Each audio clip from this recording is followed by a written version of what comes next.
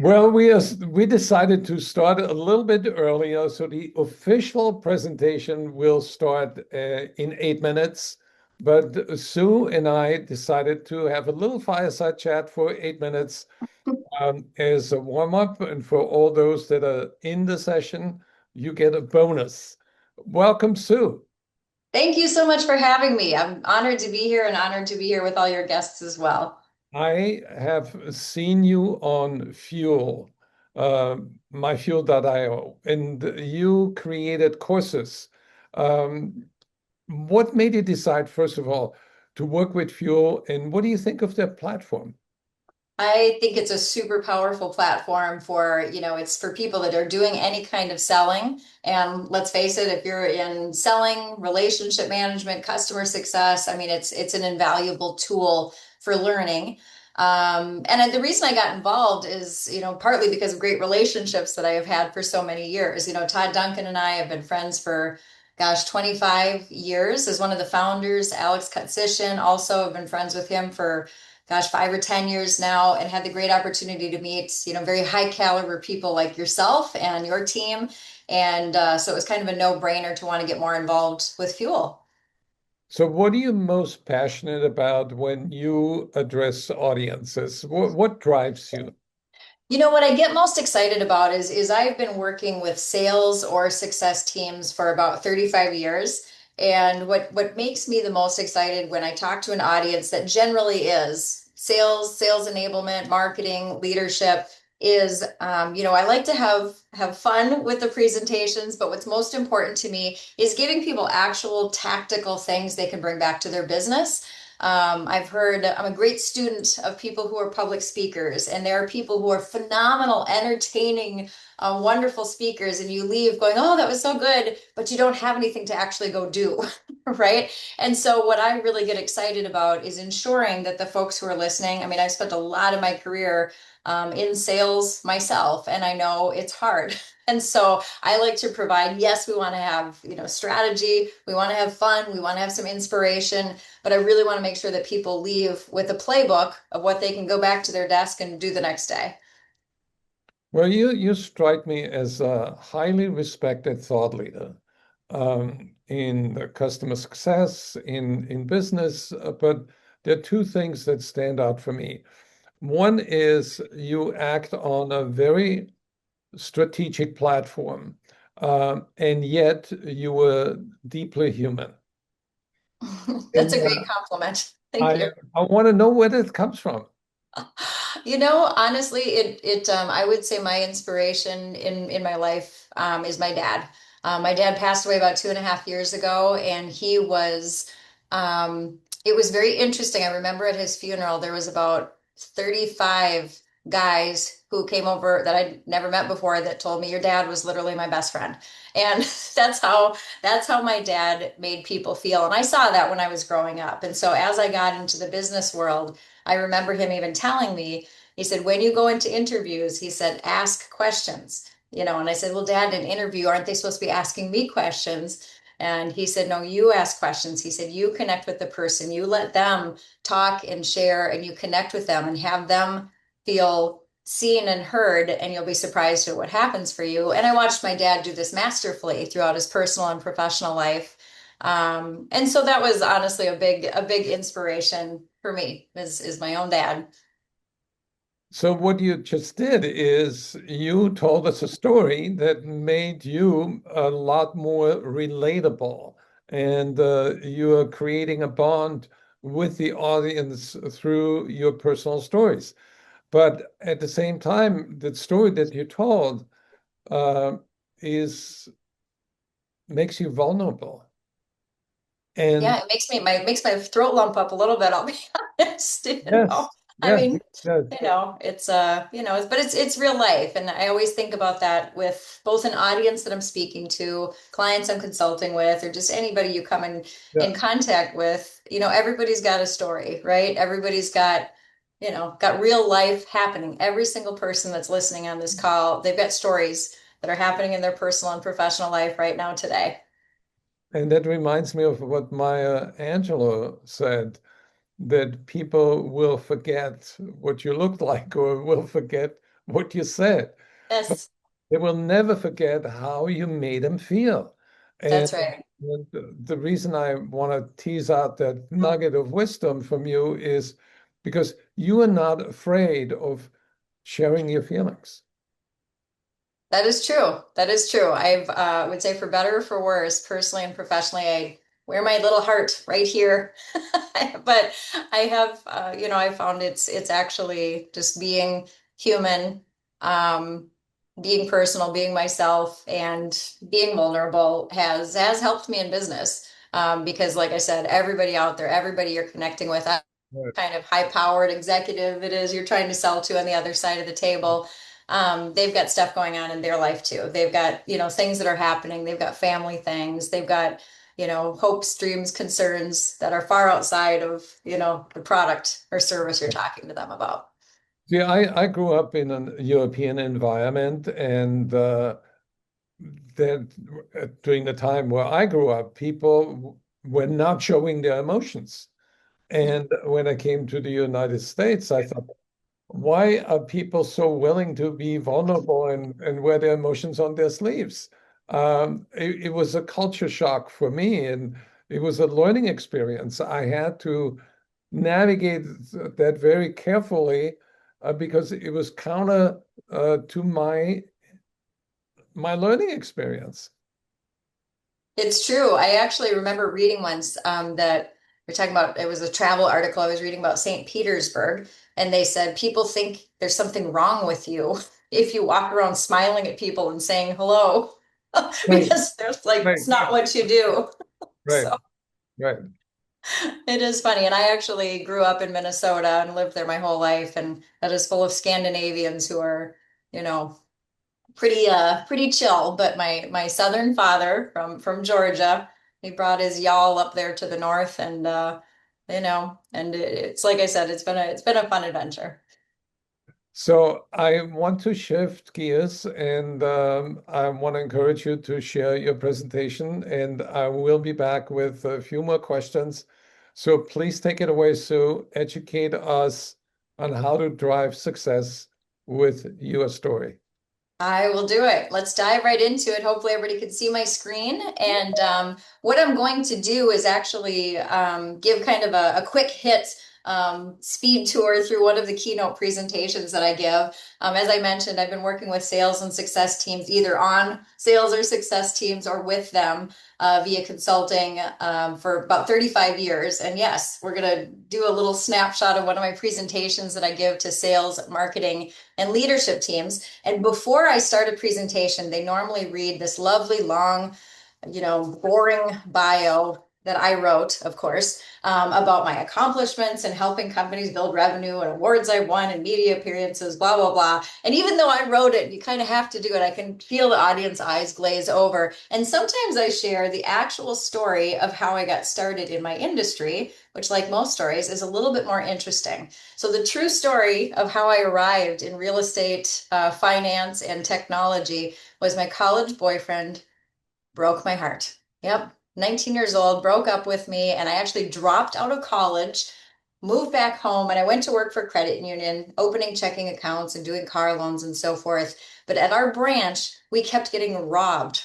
Okay, we were robbed 3 times at our branch. And the last time it was actually my roommate at the time, one of my closest friends, robbed at gunpoint. It was very stressful and traumatic. We had to go to the Bureau of Criminal Apprehension and look at, mug shots and all these crazy things. And I thought, I got to work in a different branch. And the only job that was open at a different branch that I felt might be safer was in the mortgage department. And I did end up falling in love with this industry that helps real people achieve home ownership. But that's the real story of how I got into this. Now, compare that to a boring bio of, accomplishments and so forth. You don't really remember that as much, but you do remember probably the great weird story about my boyfriend breaking up with me, gunpoint led robberies, and then getting into the industry because we remember stories, right? Human brains are wired to actually remember stories, and we all have stories, as we were talking about just a moment ago. And what I know is this is in business, stories create relationship, relevance, retention, recruits, recall, repeat business, referral business, results, and revenue. And revenue is not a dirty word here. Sometimes people get uncomfortable being like, oh, we can't just be all about revenue. It's like, yes, we can. I mean, we're here, we are not nonprofits. We are here to actually drive revenue, and that is okay. And by the way, for those of you who like alliteration, I do too, and you're welcome. But this is true. Stories create all of these things. And I'm going to tell you a quick story about how stories do create revenue.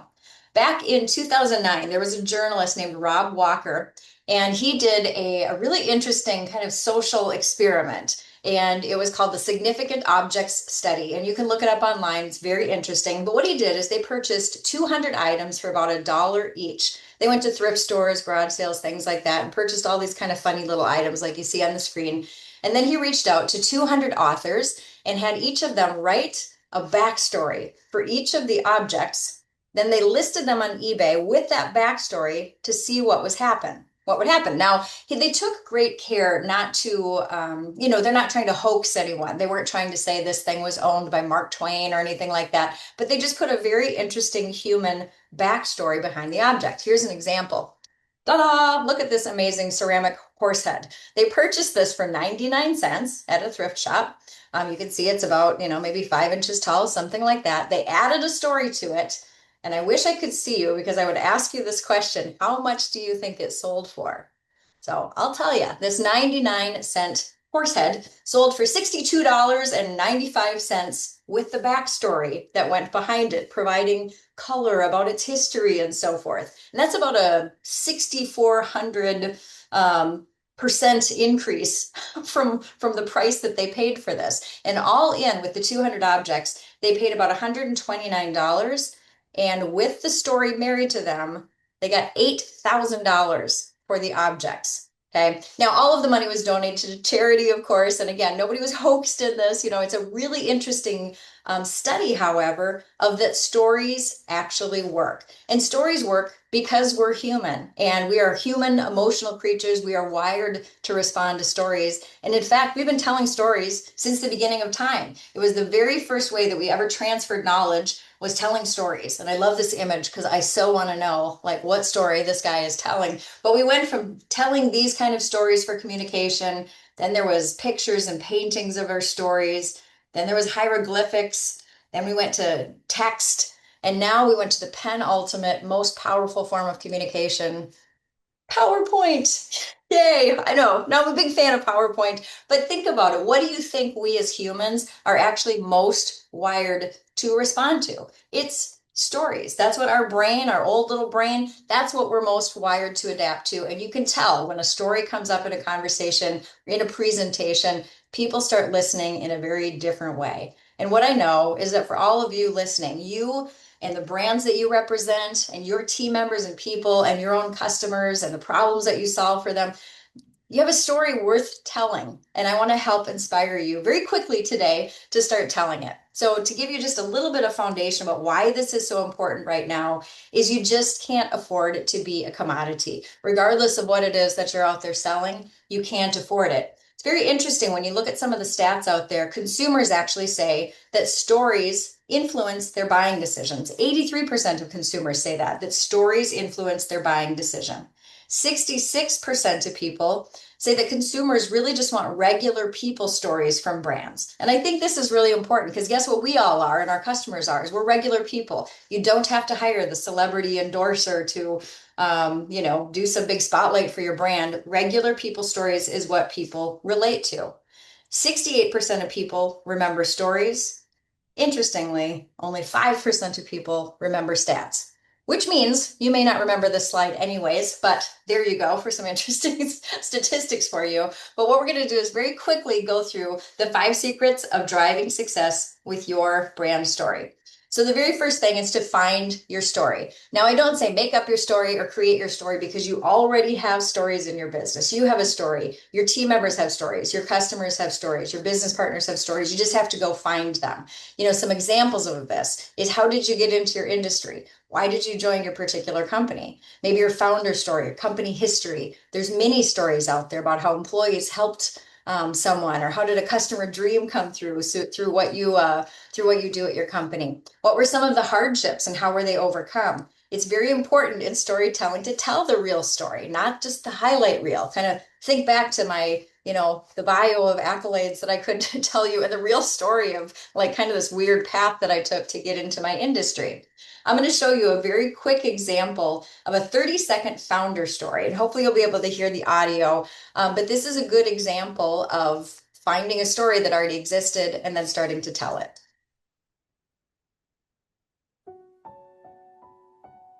Grew up in a small town. You trust everything you hear, and your word is all you have. And your word is your bond. There's a humility part of Fairway that's very important. And I personally think that's an upbringing from a small town. Nobody has any money in small towns. Nobody cared. But as long as you treated people good, that was all that mattered. 25 plus years later, Fairway, that's what we look for.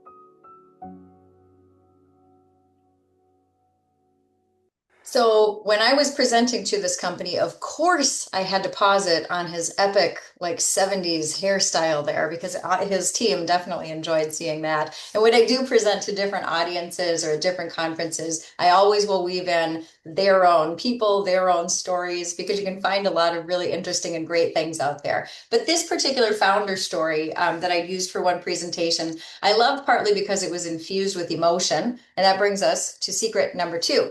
Secret number 2 is about leveraging emotion in your story.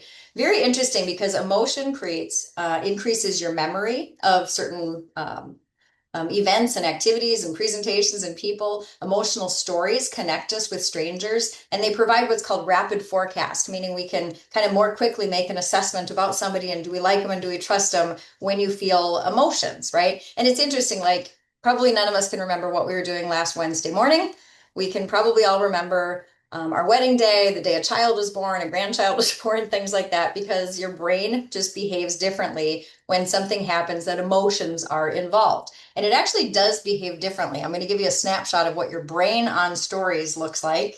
It looks a little something like this. There's this amazing group of chemicals that fire off in your brain when people hear a story and get positive emotions attached to that story. You've got dopamine, oxytocin. I always accidentally say oxycontin, not oxycontin, oxytocin, serotonin, and endorphins. And this is called the angel's cocktail. And when you have these things going off in your brain, when somebody is listening to a story that's got these positive emotions attached to it, what it causes in people is that you see the person telling the story is more human.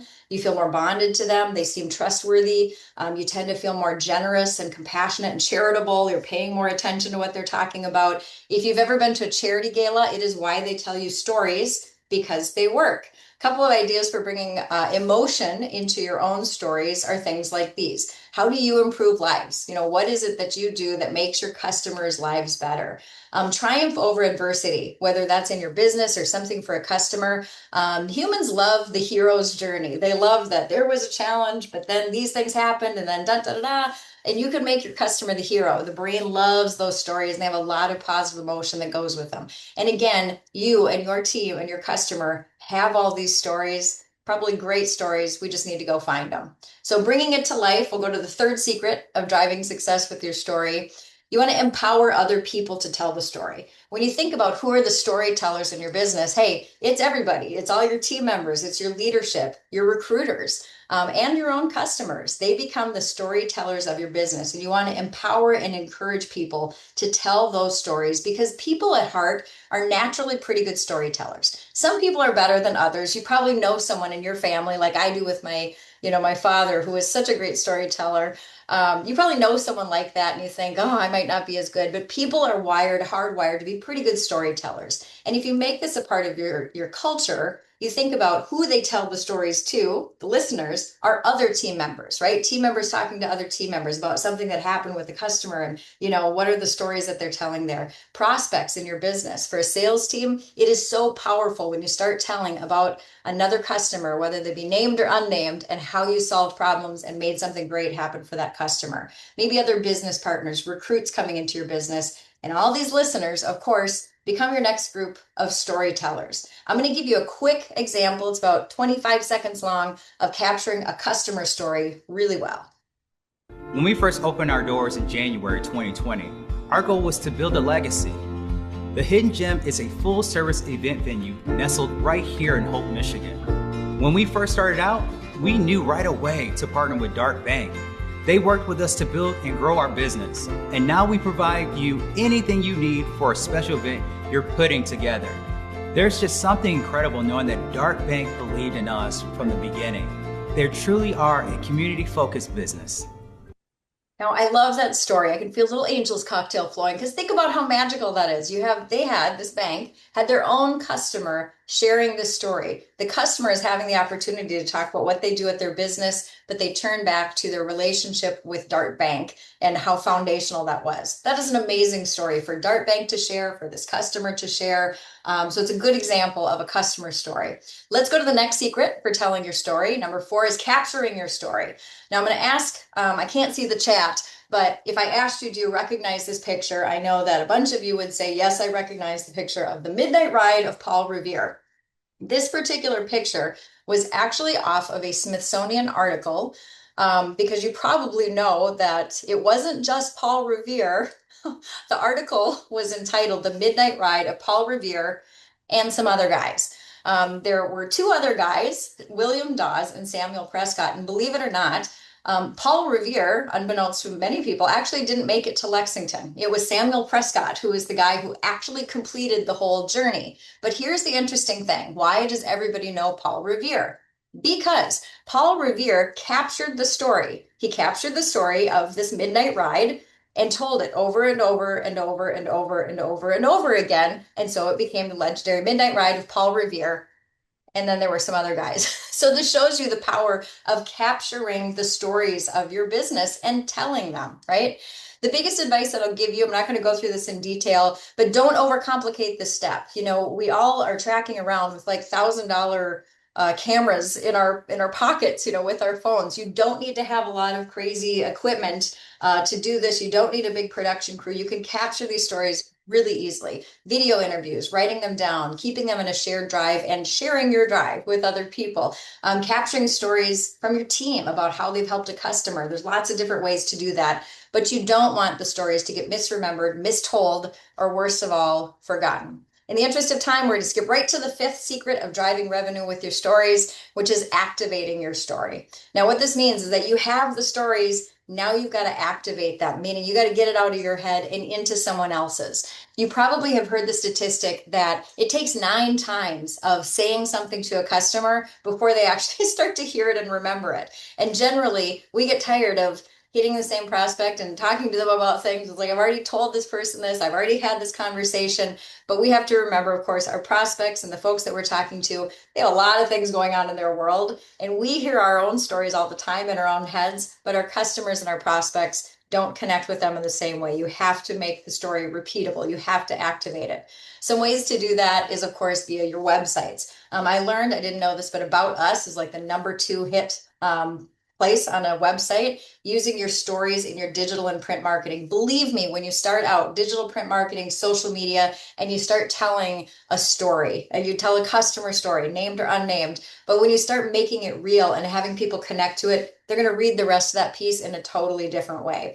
Maybe newsletters, maybe PR, but most importantly, it's operating with consistency and telling these stories more often and make them a part of your culture. Is that this is what we talk to our prospects about. These are our best customer stories that we want to share with them. We want to share these within our team so that on the days when times get tough, you know, these are the stories that help lift us up. Here's how we've overcome challenges in the past. There's so many powerful things about telling your story. So to wrap up those final things, again, the 5 secrets are finding the stories of your business, leveraging emotion in your story, empowering others to tell your story, capture your story, keep them somewhere, and finally activate your story and make sure that you are using it. And I will tell you, the power of story is incredibly personal to me right now. I shared with you early on, hopefully you were all on early with Gerhard and I, but I shared a little bit about my dad. My dad was an amazing storyteller and his eyes would twinkle and he was just a wonderful storyteller. And he would tell stories about our family history. My mom has Alzheimer's, and she is losing, her stories are going away. And, sometimes funny things will happen. When we were cleaning up some things in her house, she'll tell me about this priceless thing that was made by great Aunt Annie, and, it was handcrafted by her. And the next minute she's telling me, oh, that's something I got at Goodwill. And you're like, which one is it? And so it's very personal to me right now that I know I become the keeper of my family stories, and it's up to me now to start telling those stories and passing them on. And this room, this virtual room that we're in, is full of stories. Your brand has a story. You each have a story. Your team members have stories, and more stories are happening every single day. So I encourage you to get really good at telling the stories in your business. And in a sea of sameness out there, you and your brand can be unforgettable. So I appreciate you coming to Brand Camp, as I like to call it. If you wanted to reach out to me, I'd love to connect with you on LinkedIn. You can go to my website, which is SueWoodard.com, or you can email me at sue@SueWoodard.com. But thank you for the time. That was amazing. Thank you so much, Sue. I think what you showed us is that the stories that we tell, they shape relationships, they accelerate trust, they help customers feel understood. And stories don't just inform, they transform. And stories give people reasons to care, to remember, and to act. That's right. And judging by the wonderful feedback we're getting from the audience, Oh, good. Yay. people love you. A great presentation, very powerful. 3 heart signs, awesome. Thank you. Hearts back to all of you. I loved having the time. Even jealousy from Bob Britton. Did Sue steal one of my presentation decks? Oh, no. No, but I'll share mine with you. I'd love to see yours. I love it. Thank you for that. Stories, and also it makes me think of what Zig Ziglar said. Logic makes people think, but emotions make people act. And when you just talk about data and facts, you create the best educated customer who won't make a decision. But if you use emotions make people act.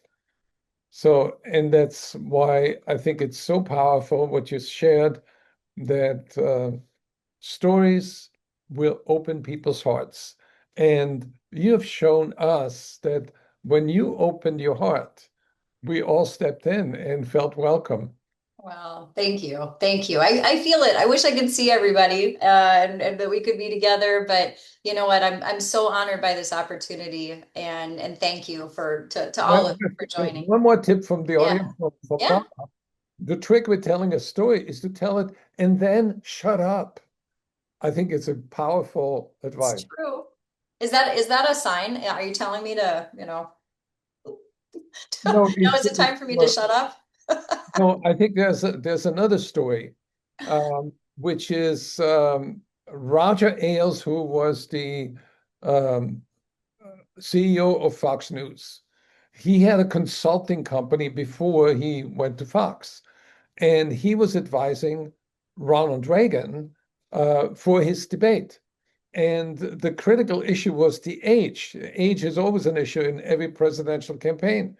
And Ed Meese told Roger Ailes when they did the rehearsals, do not bring up the age. We don't want to talk about it. We don't want to have the president get self-conscious or nervous about it. And Roger disagreed, and he said they did the rehearsals, and after the rehearsals, they walked from this room downstairs to the Oval Office. And as they were walking, Roger found himself next to Ronald Reagan. And he says, Mr. President, do you have any counter ideas if the age question should come up? And Ed Meese behind said, oh, no, don't do that. And Ronald Reagan said, I have that line of youth and inexperience that I can use against Walter Mondale. And in the real debate, he says, when the age question came up from the moderator, he says, I made a promise to myself that I will never bring up the age and inexperience of my opponent. And he blew it out of the water. And Roger Ailes told him, after you deliver that line, shut up. Yep. Pause. And when you look at the video is on YouTube. Ronald Reagan delivered the line, smirked, took a sip from a glass of water, and he didn't step on the line. And he won the election. Yep. Yep. He was class act all the way, and I know that clip. It's worth looking up. Right. Well, thank you so much, Sue. That was Thank you. unbelievable. Yes, and I hope the rest of the day is absolutely wonderful. And thank you again to you, your team, your amazing team, and of course your great guests here today as well. Thank you, Sue. Take care, everybody. Bye-bye. Bye.